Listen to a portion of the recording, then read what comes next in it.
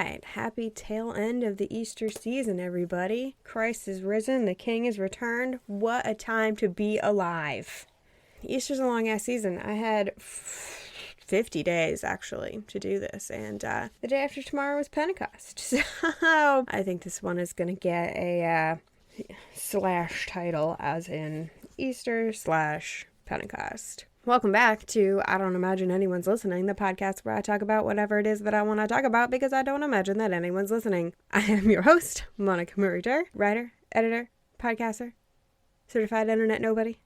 I think that's all of my titles, official and unofficial. And today, as you might have guessed from the chit chat before, is it chit chat if you're talking to yourself? And the title of this episode, that we were talking about the return of the King. Also, because that would just make sense if you've been following along with the previous episodes. Anyway, here we go. So today is the 26th of May, and I, according to my notes, started reading The Return of the King on March the 30th. So some of my earlier notes may not have any significance now because I don't necessarily remember why I wrote down what I wrote down or what I wanted to talk about in relation to them. I could have finished this book much earlier, but I went on vacation and read other things in April, and then I didn't pick it back up until last week when I was like, oh no, I'm gonna run out of Easter season. And so here we are. I read the back half quite recently. Hopefully the back half of this will be good. Let's do this. Can I read my writing? I have no idea how to launch into this. I don't plan for these kind of things. Return of the King is a lot shorter than you think it is because if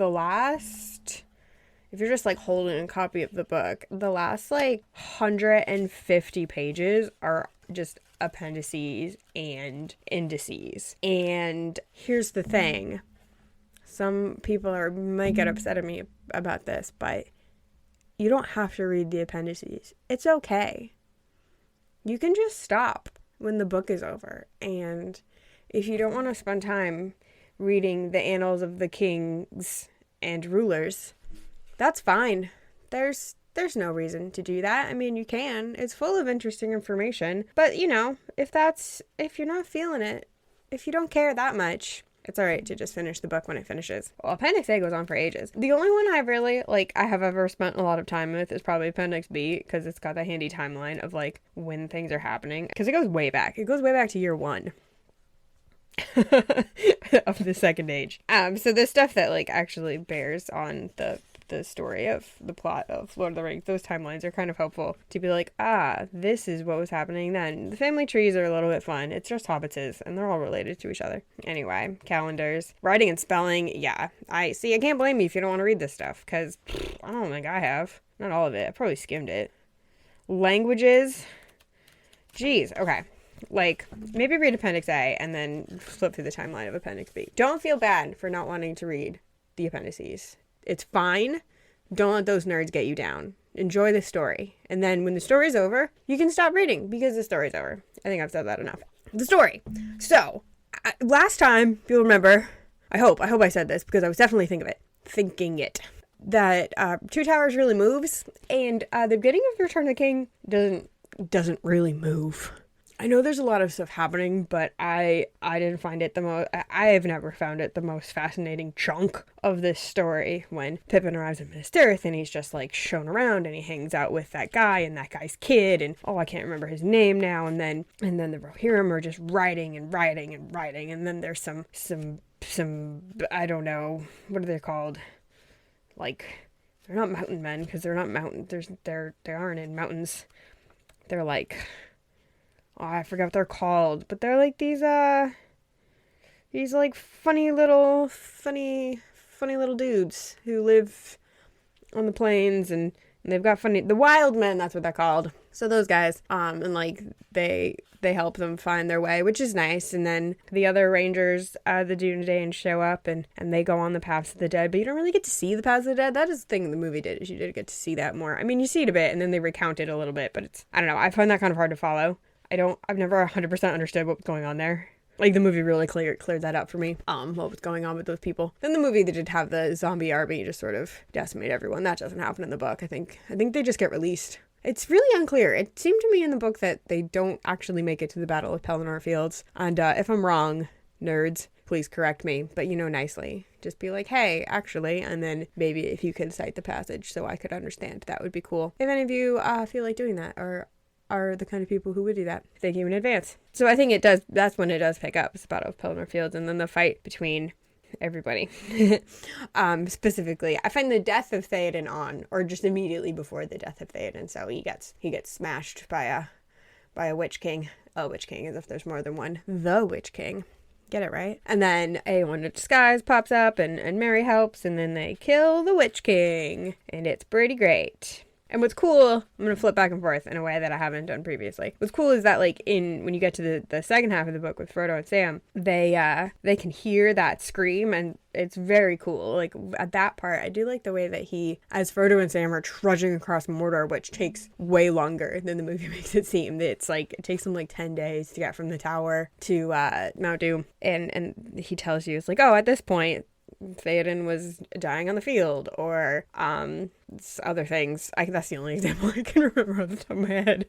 But that I liked. That it helped you keep track a little bit better of, like, what's happening when, because the timelines don't 100% line up. Also, we just like hang out with one set of characters for a while, and then we jump to the other ones rather than going back and forth. So, and also I remember saying in the Two Towers one that there was like this one instance where we find out what happened to Merry and Pippin and Fangorn, and I was like, and as Aragorn, Legolas, and Gimli were chasing them, and I'm like, this is like the only time he uses non-linear storytelling, and he does it again in this book. So yeah, with everyone is off towards the Black Gate, and then we hop back to the House of Healing, and we see what Eowyn and Faramir and Merry are up to. I think that's after. Yeah, it's like after Frodo and Sam get rescued, and then we zoop back, or is it before then? Anyway, there's some zooping, some back and forth, not 100% linear. Let me see if I can make sense of any of these notes. I got really close there. I don't know why I did that. I can only apologize. I'm not gonna do the creepy Biden whisper.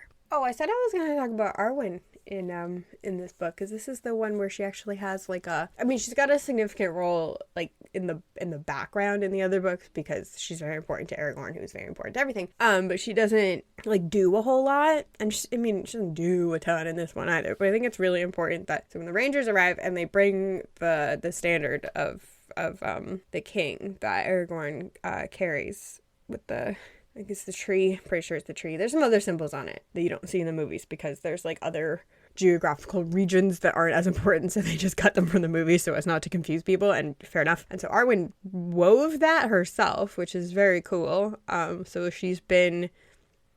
her role is very clear. Like in the movie they do that thing, it's a little bit silly, where like she's gonna go off to the Grey Havens, and then she has a vision of her son, which is very sweet, and then she goes back to Rivendell and she's like, what the heck, man? And for some reason her like living is tied to whether or not they destroy the ring, which is like, I don't know, like we didn't need, the stakes were already pretty high. I don't think we needed to up them anymore with that, but whatever, it was the early 2000s. So she's always present, like she always knows her role, and her future is very clear for her. Like there's no question in the book. Aragorn always knows that he's going to be king, and Elrond has no problem with Arwen choosing mortality and staying with him as the queen. Like that's kind of a given, and I think part of that may be because they sort of gloss over, or they don't even mention the fact that all of I think Elrond and all his descendants have the choice to choose between mortality and immortality.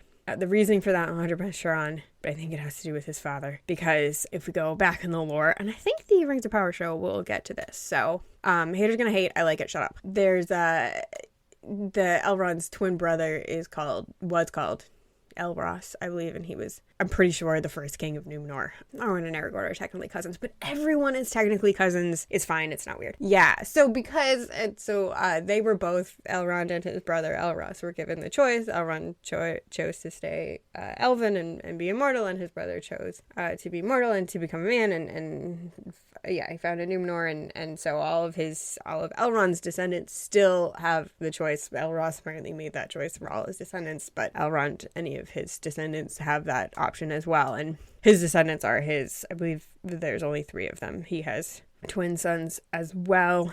I don't remember their names. They do pop up in this book quite a bit. They're hanging around Aragorn, being very helpful. I don't remember their names. They're not important, really. And Arwen. And so Arwen is the one who makes the choice. And she gives up her place on the ship to Frodo so that he can go west.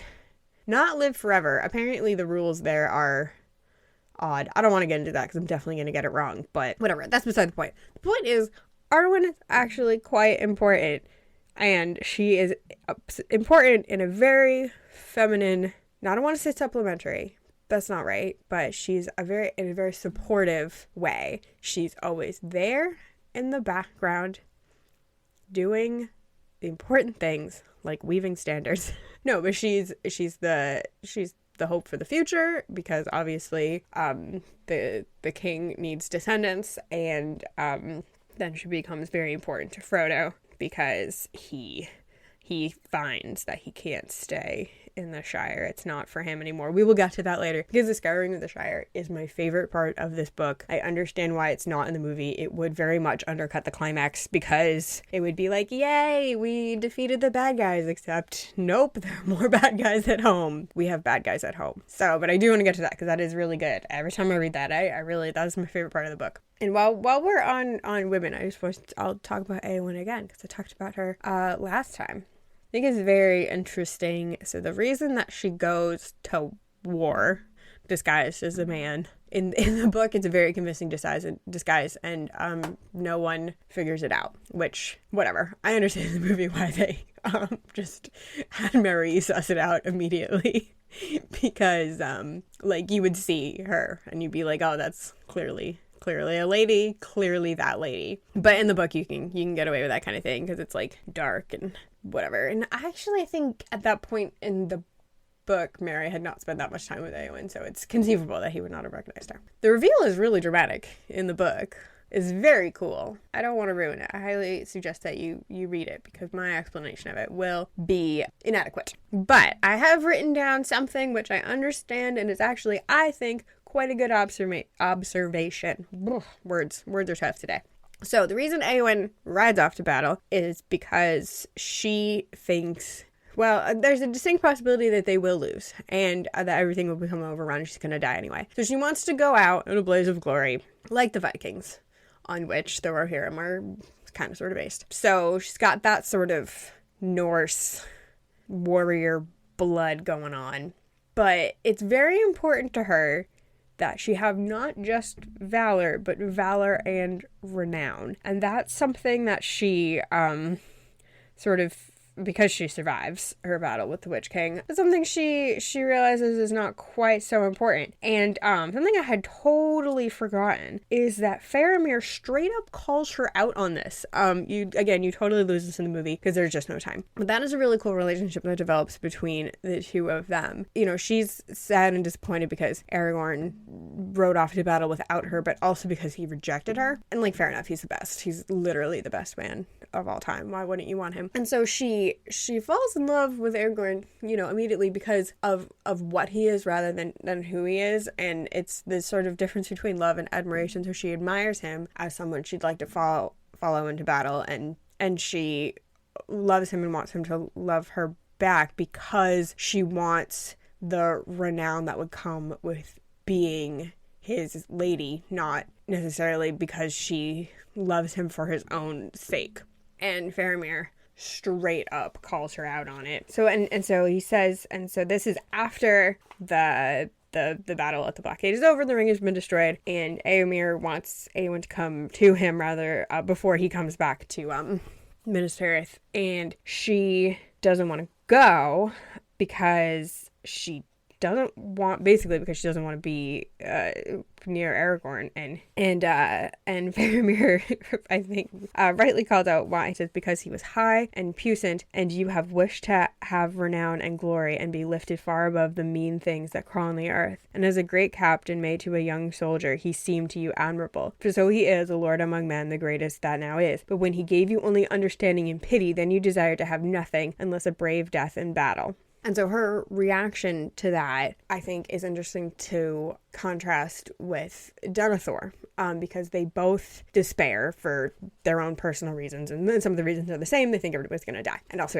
Eowyn has some personal stuff laid on top, and Denethor has his own personal stuff layered on top. So, they both despair, and their responses are, hers is, if I'm going to go out, let's go on a blaze of glory, and Denethor's is, if we're going to go out, let's get it done quickly. And he, tries to set his son on fire, which is awkward. So I thought that was a very interesting, I hadn't made that connection before until I read this bit, which I will now find if I can remember how numbers work. Oh, I'm in the wrong book. I mean, as in like halves of this book, not I'm physically holding the wrong volume. That would be amusing, but I can read, which I think I've proved. Numbers, however, tricksy. Oh, yes, because when Gandalf is trying to rescue Faramir from the premature pyre that Denethor has set for them both, Denethor's response is, referring to Faramir, he will not wake again. Battle is vain. Why should we wish to live longer? Why should we not go to death side by side? And Eowyn has a similar outlook on life, i.e., it should be over. But her way to death is, let's go out in a blaze of glory. So if there's anyone to remember us, they will remember us. And Denethor's is, let's just get it over with and set ourselves on fire. I don't recommend either of these things. Despair's not good. It's not a place you want to be. But we've all been there in our darkest moments, I think. Using Denethor as a segue, I noticed, again, this reread, that we get sort of two examples of father-son relationships, one being an actual father and son, Denethor and Faramir, and how Faramir is just never good enough, and nothing ever makes him happy. Partially because there is a dead older brother to constantly compare him to, which he did while the older brother was alive. And to Boromir's credit, I think he always felt bad about that. Tolkien gives us, I think, sort of next to that, he gives us an example of another father and son relationship that's actually very positive, and that's his... it's not a literal father and son, because it's Gandalf and Pippin. And it's very funny the way that Gandalf talks to Pippin when they're in Minas Tirith. He's always a little bit exasperated with him, and Pippin's messing up and being very hobbity and not really fitting in to this new place that he's in, and he pledges himself to Denethor. And Gandalf's like, oh boy, you do not know what you're getting into, bud. But he's always like affectionate towards him. He, even when he's irritated with him, like when he uses the Palantir, he's angry at first, but then, he tempers himself and he's like, well, you didn't know what it was, and yeah, you should have listened, but now we are where we are. How do we fix this? How do we move forward? And that's always his response to Pippin is, this is a learning experience, pal. But so I just thought, and because you do see those two sets of characters with each other, I think in the same scene, actually, it's just this contrast between a real father and his real son, and Gandalf and his sort of surrogate son and Pippin, and just the really like night and day attitude towards their lesser sons, in a manner of speaking. I wrote a note that says, Aragorn goes to the paths of the dead. Éomer and et al. Act like the apostles before the resurrection. I don't know what that meant, so I'm going to go back to page 61 and see if I can jog my memory. Maybe it's just they don't think that he'll come out alive on the other side. Like the apostles, not quite, upper room extreme, but, once after the crucifixion before the resurrection. I think that's what I meant. I'm pretty sure that's what I meant.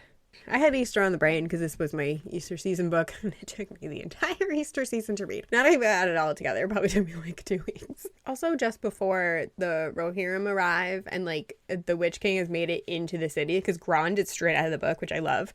So Grond, the battering ram, busts down the gate. The Witch King makes it in, which I'm kind of disappointed that wasn't in the movie. That would have been cool. Well, he sort of does. But anyway, so the Witch King comes in through the busted gate, and he's, about to have a showdown with Gandalf, and Gandalf is not confident that he's going to win. And then a cock crows, as in a rooster. calm down. And he's distracted, and the sun comes up and the Rohirrim have just arrived, and that felt very biblical to me. Anyway, that's just an observation. I just thought it was funny when they make the decision. So they finish the Battle of Pelennor Fields, they retake Minas Tirith, but the ring isn't destroyed yet, so this is the last hurrah. This is the last hurrah to, they think they're going to their death, but they're like, whatever, we have to try. We're gonna distract Sauron so Frodo can make it through. And Aragorn says of his sword that he's like, all right, when he makes the decision to go, he says of his sword, you shall not be sheathed again until, meaning until the battle at the Black Gate is over. And then it says that they leave 2 days later. So is he just walking around with an unsheathed sword for 2 days? It seems impractical. Also, I noticed before we get into Frodo and Sam that Pippin and Bilbo, the exact same thing happens to them. Pippin at the Black Gate, that happens to Bilbo during the Battle of the Five Armies, is they see that the eagles are coming, they shout, the eagles are coming, and then they get knocked unconscious and don't see anything else. So that was a fun little parallel there, which I'm sure he did on purpose, because this man did nothing by accident. I did not write a lot down for the back half of this book, even though I love the back half of this book. So let's see what I can riff on from my vague rememberings of reading this book very late at night while falling asleep and dropping it on my face over and over again. So I hadn't realized, I always underappreciate how good a storyteller Tolkien is, because we always talk about how he get bogged down in all the descriptions and that, but there's it's still very good and it's very compelling. And I'd forgotten, you get to the Black Gate and fighting orcs and trolls and all of that. Except for Merry, the remaining fellowship does get to sort of finish the journey with Frodo by making it to the Black Gate. And when they're there, we don't yet know what happened to Frodo and Sam. The last time we saw them, Frodo had been taken captive by the orcs after being attacked by Shelob, and he's in the Tower of Cirith Ungol, and Sam has just realized that he's not dead, but we don't know if Sam's going to succeed in rescuing him. And if you had never read this book before, and if you'd read it before the films came out, you just don't know what happens to him, which is really interesting. And for all you know, Sam is the one who's going to have to complete the quest. As it turns out, that's not true. Frodo does complete the quest, but it is interesting. There is more drama and suspense there that I think a lot of us remember, because this story is just so pervasive, and it's hard to remember. It's easy to forget what you're not supposed to know yet as you progress through the story. But speaking of good storytelling, the role of Gollum in this book is, in this story, is much more pronounced in the books than I think it was in the movie. Gandalf mentions, and I think Frodo does too, that Gollum will have a part to play before the end, but Tolkien hits it home a lot more in the book, and it's also very clear. He mentions it a couple more times. There's a bit in particular. So as they've nearly made it to the mountain, or they're on the roots of the mountain, and they can see the entrance to the bit with the fire. There's a tunnel that goes into the volcano, so they can see where they're supposed to go in, and Gollum has been obviously sneaky and following them the whole way, and so he attacks Frodo and tries to steal a ring, which gives Frodo his second wind, obviously, because you don't want to let the ring go, hence Gollum's entire personality. And so Frodo says to him, after getting him off, "Be gone and trouble me no more. If you touch me ever again, you shall be cast yourself into the fire of doom." And this is literally what happens in the movie. Again, more dramatic, because Gollum attacks Frodo again when they're at the edge and bites his finger off and takes the ring. In the movie, Frodo tries to get the ring back from Gollum. They wrestle a bit, and then they both fall off, and Frodo grabs the ledge, and very dramatic, but Gollum falls down. But in the book, it's a little anticlimactic, because all that happens, but then Frodo doesn't get back up and try to attack Gollum again. Gollum does a little happy dance and then falls in by accident, which is hilarious. If they had done that way in the movie, it would have been very funny. I think it would have undercut the drama ever so slightly, but I think it does reflect better what Frodo just said. He will be cast, masterful use of the passive voice, by whom? By no one in particular, rather than by Frodo doing it, which is interesting. What's cool is that Sam has immediately after that, not after Gollum falling into the fire. I'm rewinding a little bit. Immediately after Frodo telling Gollum that if he attacks him again, he will fall into the fire. Frodo runs up the mountain, makes it into the tunnel, and Sam assumes that now he's going to finally take care of Gollum. He's just going to kill the stinking creature that's been plaguing him for weeks at this point. Months? Weeks at this point. I'm losing track of my timeline. And he just wants to get rid of him. But then he has the same experience that Bilbo has. And he wants to kill him, but he's moved by pity, and he doesn't, which is essential, because if he hadn't done it, or if he had killed Gollum, Frodo would not have destroyed the ring, because Frodo makes it to the edge. He's right there. He's ready to drop it in. And he says, I have come, but I do not choose now to do what I came to do. I will not do this deed. The ring is mine. And then he puts it on. And you do see this in the book, in the movie too. Frodo can't do it by himself. If Gollum wasn't there to push him over the edge, he wouldn't have done it. It's really interesting, and I don't think the significance of that had really resonated until this reread. Frodo gave in to temptation. He made it to the end, and the quest was fulfilled, but passive voice. Again, Frodo, he literally walked into Mordor, he made it there, and then he makes it right to the place, and he doesn't do it. He doesn't just open his hand and let it fall in. I don't like to say allegory, because I know Tolkien really hated that word, but it is a really clear illustration of how evil and sin get a hold of you, and it is really difficult to shake it off, and that you can't do it on your own. This is why Catholics have sacraments. So that's the climax. That is page 241. There's 100 more pages before this book is over. The last third of this book is all falling action. So we've reached the climax. We've answered the dramatic question, will the ring be destroyed? Answer, yes. And then it's just, we're resolving people's stories. Aragorn gets crowned. Arwen arrives. They get married. Éowyn and Faramir get themselves squared away. We bury Theoden, and Éomer becomes king. We find out what happened. Well, we find out a little bit what happened to Saruman. More on that in a moment when we get to Scouring of the Shire. Treebeard is fine. Legolas and Gimli do their thing, and we find out what happens to them. Maybe that's in the appendices. Anyway, but they make plans to travel around showing each other forests and caves like bros. I love that relationship. It's so weird. Celeborn and Galadriel go back to Florian for a bit. We get back to Rivendell. We check in with Bilbo. He's fine, but very, very old, because the power of the ring is what gave him unnatural long life, just like Gollum. And now that it's gone, age is catching up with him, because he's 129 at this point. And it's very there's a chapter called Many Partings, where we walk from Gondor to the edge of the Shire, and we just drop people off along the way, basically. We get to Bree, and we find out that Butterbird's fine. Bill is alive, Bill the pony.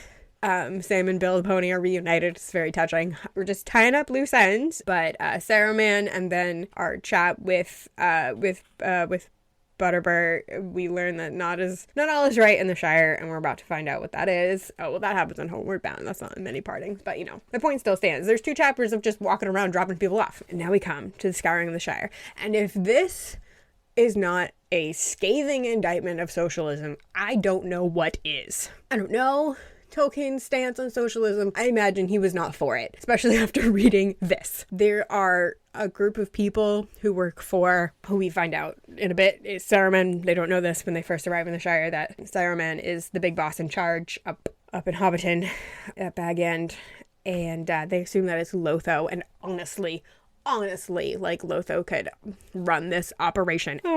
Sex with Baggins is. So, the chief. They call him the chief, and so they assume the chief is Lotho, but the chief is not Lotho. Lotho's been dead for quite some time.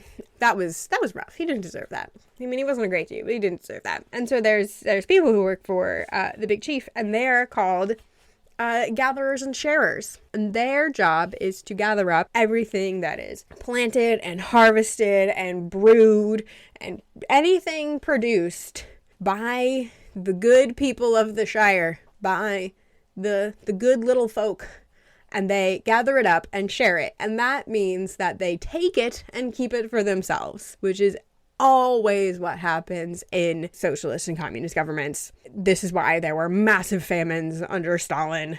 It doesn't work because no one is really altruistic or kind-hearted enough or intrinsically charitable to make anything like that work. It's just impossible. God wants you to have private property. That's a hill I will die on. All of my friends who are listening will know that this is not new territory for me. I am openly and often speaking about my anti-communist tendencies. I know, real controversial take.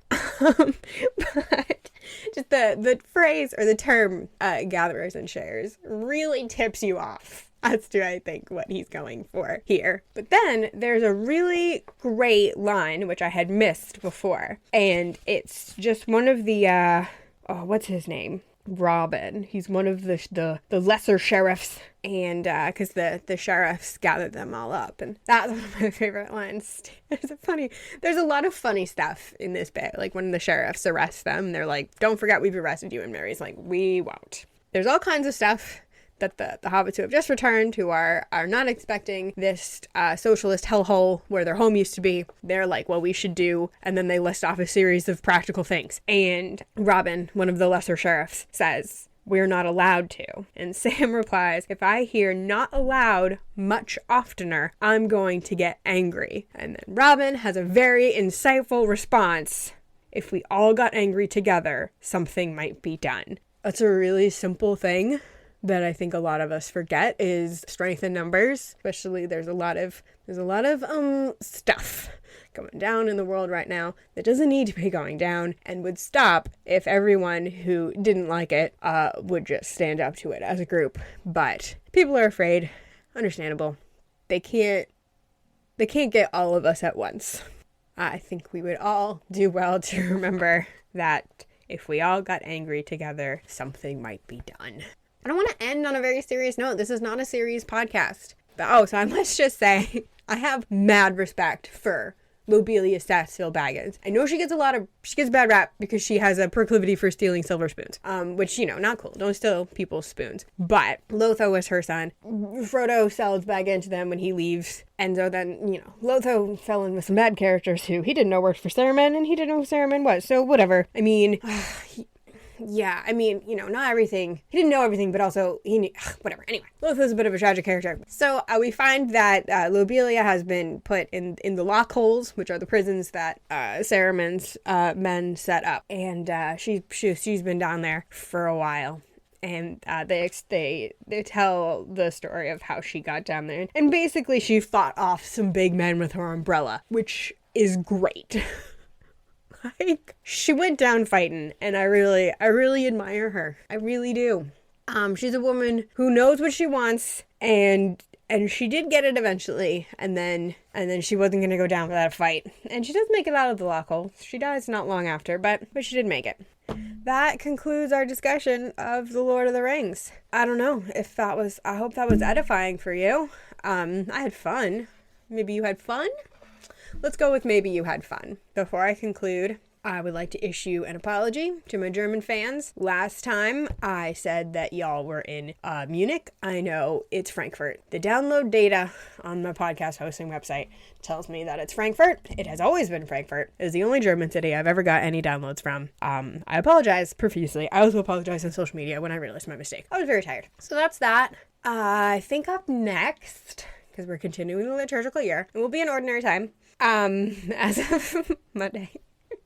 I think up next will be Beren and Luthien. I'm going to go back to the Great Tales box set that the Children of Húrin came from first. So we'll go to that one. That's a story I've been wanting to read for a long time because I'm vaguely familiar with it because I reference it a lot in the books, in the Lord of the Rings books. And Arwen and Aragorn are compared to them a lot, except less tragic. I'm looking forward to reading that. Depending on how quickly that goes, we'll see. I was hoping to do the Silmarillion this summer because I've never made it through that. To be fair, I tried once, like 15 years ago, and I got bored. So, will try again now as an adult with hopefully a longer attention span, but I don't know if that's true. Maybe I can convince my mom to book club it with me because I know she's been wanting to read it too. So that's what's on the docket next. Thank you for listening. This has been a long one. I know there's going to be a lot of air to cut out. If you've been listening this long, it clearly sounds like I need some water, and I do. So I'm going to go and hydrate and probably make some toast. Thank you for listening. I hope you join me again. Hopefully I will not leave it like a 2-month interval again. I'm trying to be better about this. But you got 2 in rapid succession around Holy Week, so,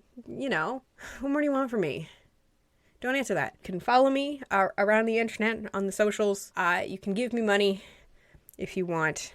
I feel like I gotta say that every time. I mention it once and now I can't stop. I don't know. Maybe I should just shut up about it. Thank you for listening. Follow me around the internet if you would like. And we will regroup next time I have finished a book. Okay, bye.